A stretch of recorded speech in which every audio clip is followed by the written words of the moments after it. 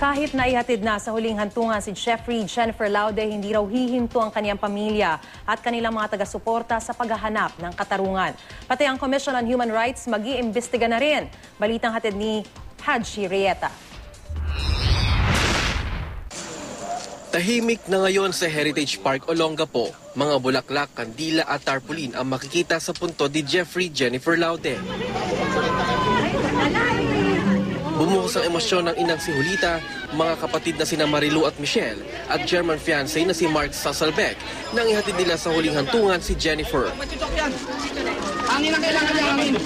Pero di raw nila ibabaon sa hukay ang paghahanap ng hustisya.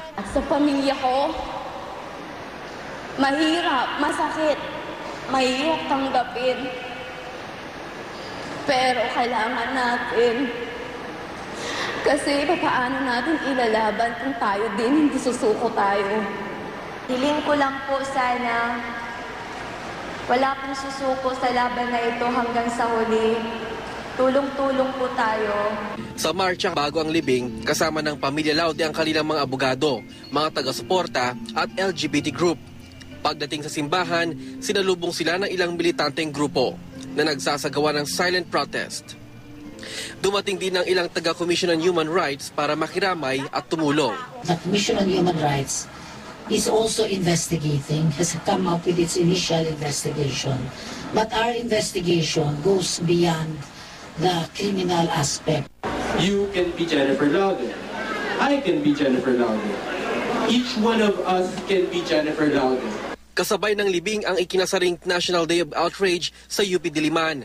Panawagan nila ang hustisya para kay Laude, pati ang pagtigil sa karahasan at diskriminasyon sa mga LGBT.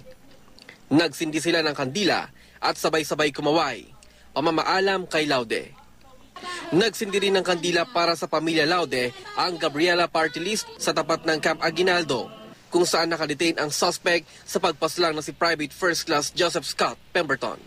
Sa November 5, itinakda ang clarificatory hearing sa mosyon ng prosecution na sumailalim na sa DNA test si Pemberton. Haji Rieta, GMA News.